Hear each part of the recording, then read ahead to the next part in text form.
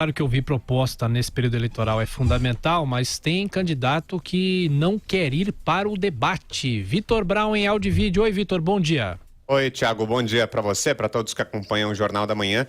Pois é, o deputado Jair Bolsonaro confirmou que não vai participar de mais nenhum debate entre os candidatos à presidência. Essa informação foi confirmada por ele, dada ontem pelo presidente do partido dele, o PSL, o advogado Gustavo Bebiano, que é o presidente do partido.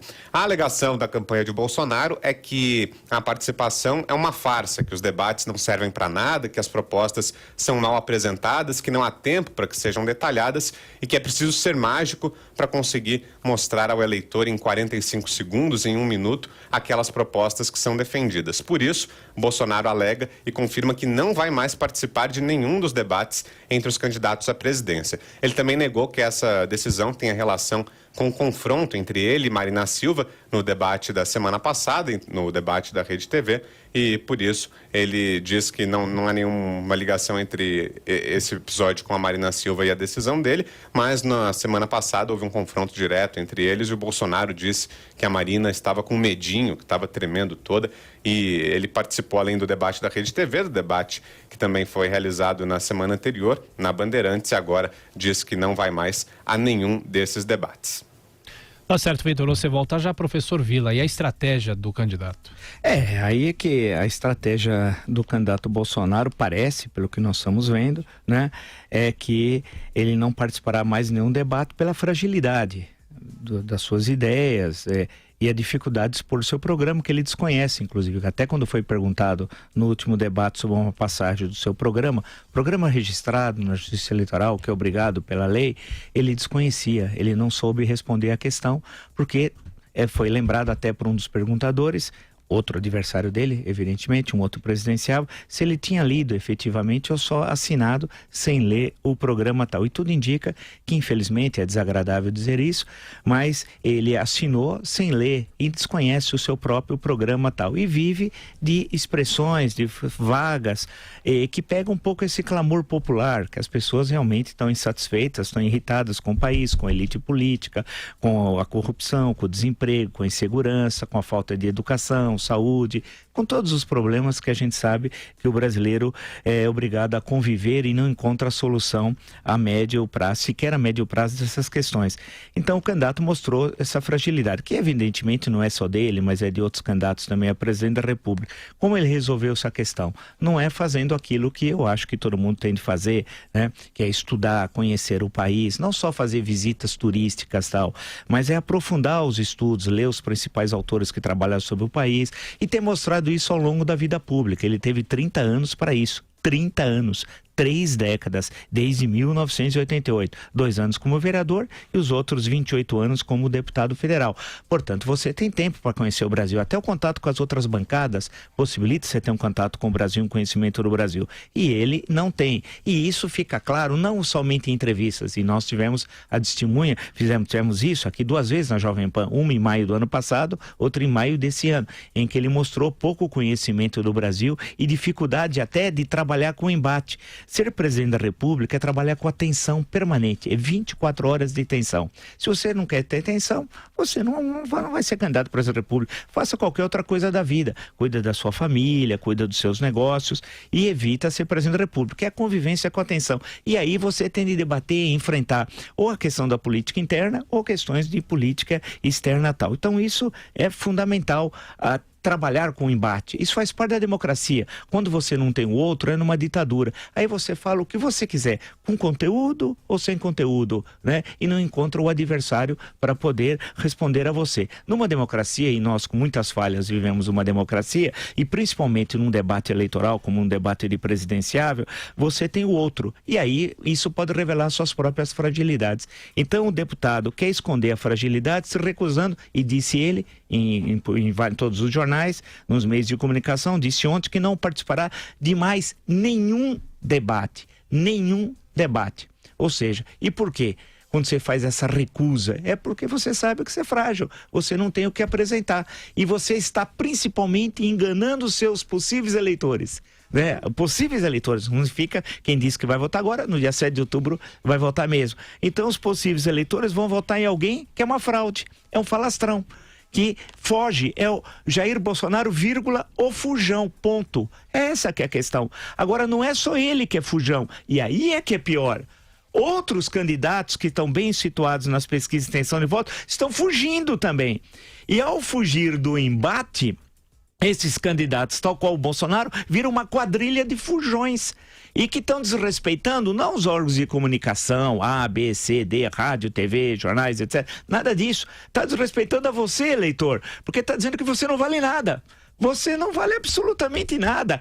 Ele tem o programa, vai um programa que desconhece, ele ou ela, candidato, não importa, e não está nem aí com você. Agora, a bola não está com quem propõe fazer um debate e organizar um debate. A bola está com você, que é o eleitor ou eleitora, de aceitar candidatos, né? Como, por exemplo, eu citei, mas não só, para ser absolutamente correto, eu citei o caso do Jair Bolsonaro, por quê? Porque fora do cenário do Lula, e Lula não será candidato, nesses cenários apresentados até agora aqui, ele lidera as pesquisas de intenção de voto, de intenção, simplesmente a pesquisa de intenção.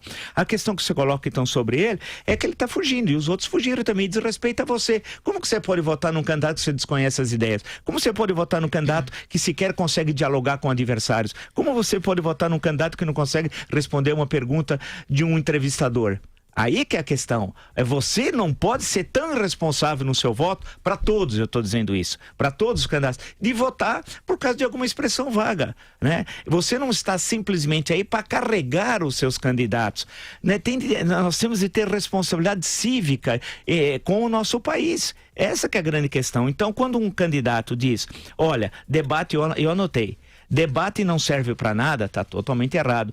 No mundo inteiro, desde o famoso debate em 1960, Nixon-Kennedy, né, que passou pela televisão, desde a partir de então, 1960, viu-se que o debate é fundamental, porque mostra quem são os candidatos, né? Isso é essencial. Mostra o seu conteúdo, conhecimento do país, conhecimento do mundo, mostra também o seu programa político e testa se ele tem condições de viver sob tensão. É a mesma coisa numa grande empresa, né? Numa empresa, não precisa ser grande, pequena, média, não importa. Você, quando conversa com um funcionário que você está sendo entrevistado, depende de qual lado do balcão você vai estar, você tem de mostrar para o seu patrão, futuro patrão, quem você é e como que você vai conviver nessas situações. E o patrão vai tentar entender também como é que você vai ser se você for contratado. Então a questão que se coloca, portanto, é de respeito à cidadania. Eu espero, torço para que os candidatos, em especial Jair Bolsonaro, voltem atrás em relação a isso.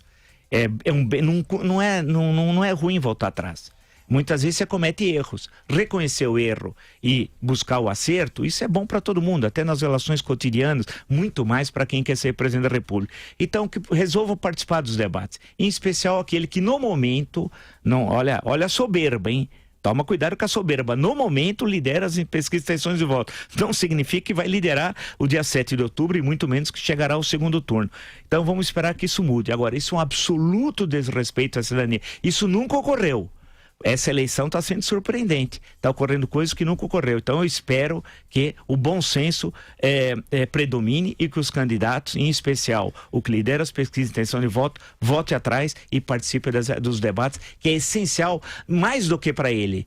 Ele tem de pensar o seguinte: para quem vai votar nele e não ter medo, porque um candidato que tem medo é fujão. Em lugar de fujão, não é para ser candidato a presidente da República. Fujão, né, gente que tem medo, que é covarde, não é para ser candidato a presidente da República. Pode fazer qualquer coisa na vida. Agora, covarde não pode sentar no Palácio do Planalto. Nós já tivemos muitos covardes, muitos traidores da pátria. Não vamos fazer com que agora os eleitores brasileiros vão eleger um covarde e um fujão. Então, tem de vir sim, debater, pôr a cara para bater, defender as suas ideias, ser duro, atacar os adversários. Assim que tem de ser. Lugar de fujão não é no Palácio do Planalto. Eduardo. Eu acho que é uma cadeira que exige muito da pessoa que senta nela, a cadeira de presidente da República. E como o Vila muito bem falou, os debates são um teste. E um teste que vai aumentando o nível de dificuldade à medida que o jogo vai esquentando. E o candidato sair no nível 1, ou os candidatos saírem no nível 1 do jogo, é algo que preocupa muito. Porque a presidência não é o nível 3, é o nível 100. Ou seja, alguém que não está preparado para ir para o nível 2, imagine como é que vai se portar no nível 100. E a hora que as boas perguntas começam a ser elaboradas e feitas, onde as pessoas e os outros candidatos começam a se conhecer e começam a se testar cada vez mais. Uma coisa que eu tenho visto na reportagem que antecedeu essa questão aí do debate, vários assessores, vários candidatos falando a questão dos empregos, é o que me preocupa muito. Os candidatos estão prometendo 6 milhões, 4 milhões, 10 milhões de emprego, e eu queria saber como é que eles vão gerar isso. Ontem foi anunciado o CAGED, que é o número de geração de empregos, foi o melhor número desde 2012, e esse número, claro, estava represado, porque no mês anterior ninguém contratou, porque você teve Copa e crise dos caminhoneiros, mas mesmo represado, ele vem em 47 mil empregos. Vamos lá, 47 mil empregos no mês onde estava represado, Denise. Você vai me ajudar? Porque esse negócio é só matemática, né? Matemática e um pouco de física, porque existe uma inércia nesse negócio. Eu lembro quando eu estudei engenharia, eu sou engenheiro, postulado de inércia até hoje. É a tendência de um corpo manter o seu estado de repouso ou movimento retilíneo uniforme se a resultante das forças que atuam sobre ele é nula, né? Esse é o postulado de física, né? Esse é o postulado de física, era bom de física. Então, assim, a gente tem uma inércia. O país está parado. E sair desse repouso é muito difícil. E no mês, que é um mês que tem tudo represado, a gente gera 47 mil empregos. Você multiplica esses 47 por 12, você vai ter aí em torno de 500 mil. Se você tem 2 anos, você consegue gerar 1 milhão de empregos. Como é que os caras vão conseguir gerar 4 milhões, 6 milhões? Eles têm que saber responder isso. Você concorda comigo, Denise? Concordo, claro. Primeiro tem que garantir um crescimento muito mais acelerado do que está sendo esperado para o ano que vem. E quando você fala em 47 mil, é um valor, variação mínima, com 13 milhões de desempregados, 27 milhões de subutilizados. Perfeito. Então o mercado de trabalho está numa situação muito mais grave. Você não vai comemorar com o melhor dado em vários anos, porque a base de comparação é horrível. Então esse é que é o grande problema. Nós temos abertas aí desde o começo deste ano 47 mil vagas no mês e 448 mil o total saldo que nós temos. Isso é nada diante da necessidade do mercado de trabalho. Então é isso. Você não vai tirar da cartola esses empregos que eles estão falando. Tem que ter uma postura realista. Você tem que reorganizar a economia, estimular investimento tem o tempo de maturação, estimular sim o setor da construção, infraestrutura que a gente tem uma precariedade enorme. Tudo isso gera atividade e a necessidade de contratação. Agora, acima de tudo, vai ser necessário ter confiança que isso vai acontecer. Aí o empresário começa a contratar.